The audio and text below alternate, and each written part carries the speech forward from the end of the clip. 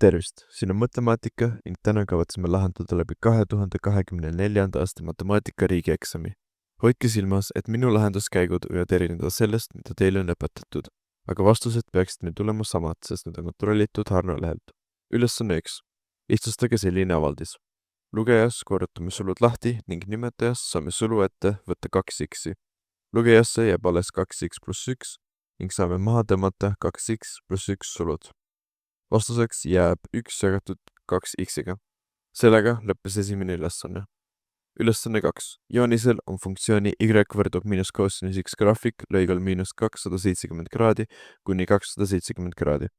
Punkt 1. Leidke funktsiooni y võrdub miinus kosinus x positiivsuspiirkond lõigul miinus 270 kraadi kuni 270 kraadi. Selle saame leida jooniselt. Peame vaatama piirkonda, kus joon on üleval pool x-telge. Vastuseks saame miinus 270 miinus 90 kraadini ja 90 270 kraadini. Teine punkt.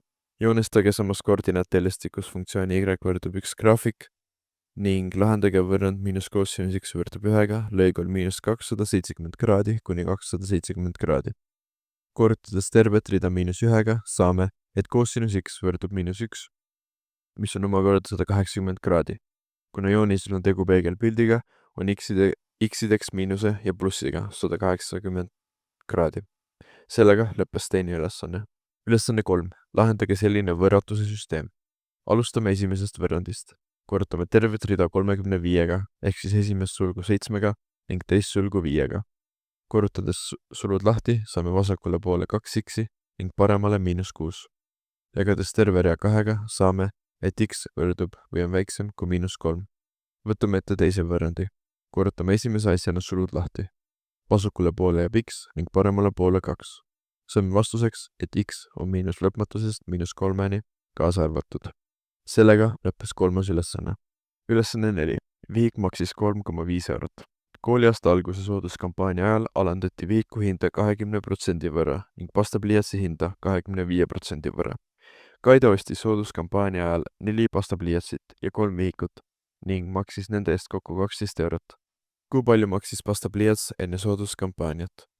Arvutame vihiku soodushinna. Selleks korrutame 3,5 eurot 0,8-ga, sest hind oli alandatud 20% võrra ning saame vastuseks 2,8 eurot. Et leida pastapliiatsi soodushind, lahutame 12 eurost 3 vihiku hind ning jagame 4-ga, sest oli ostnud neid 4. Vastuseks saame 0,9 eurot. Nüüd saame leida pastapliiatsi hinna enne sooduskampaaniat. Korrutame 0,9 eurot 100-ga ning jagame 75-ga ning saame vastuseks 1,2 eurot. Sellega lõppes neljas ülesanne. Ülesanne 5. Kolmnurkse maatüki ABC külg on AB 300 meetrit ja BC 420 meetrit ning nende vaheline nurk ABC on 65 kraadi. Maatüki tipust B kaevatakse küljeni AC kuivenduskraav BK nii, et AK võrdub 2/5 korda AC. Arvutage kraavi BK pikkus ja maatüki ABC pindala hektarites.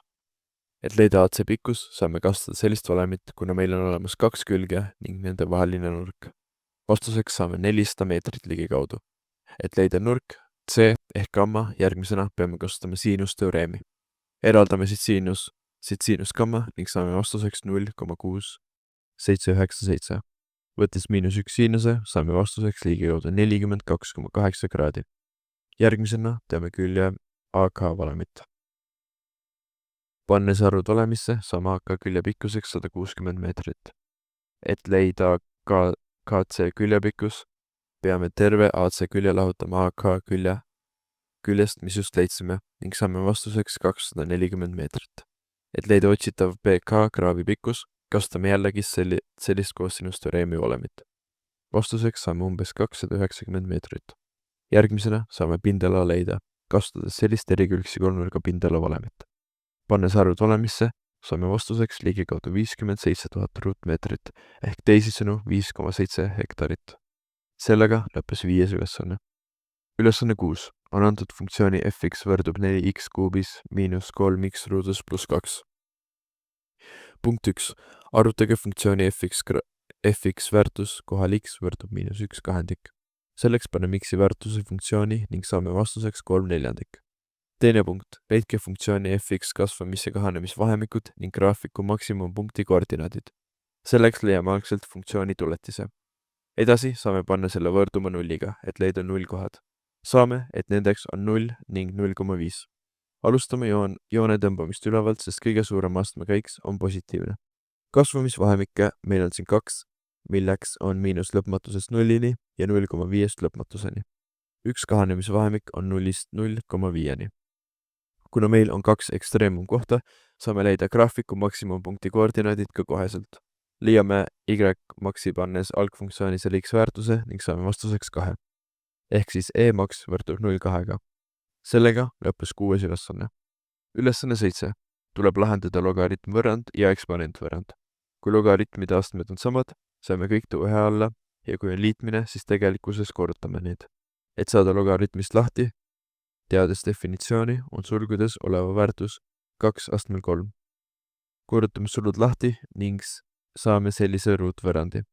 Seda saaks ka lahendada Vieta teoreemiga ning saame, et x1 on 3 ja x2 on 9. Kuna tegu on logaritmiga, ei tohi logaritmitav tulla negatiivne. Sellepärast on 3 võõrlahend ja ainukeseks x jääb 9. Teine punkt, eksponent. Vasakul pool teeme 9 kolmeks ruuduks ning korrutame 2-ga need x ja 2 läbi ning paremal pool, kui on sama alus, saame astendajad liita. Kuna alused on samad, saame ette võtta astendajad. Saame, et x võrdub 5. Sellega lõppes 7. ülesanne. Kui teile video meeldis ja oli abi, siis kindlasti likeige ning kui teid huvitavad sellised videod, siis kindlasti vaadake üle mu kanal. Mul on iga aasta jaoks tehtud üks kitsa ja üks laia riigieksami lahendusvideo. Kuniks järgmise videoni, näeme siis.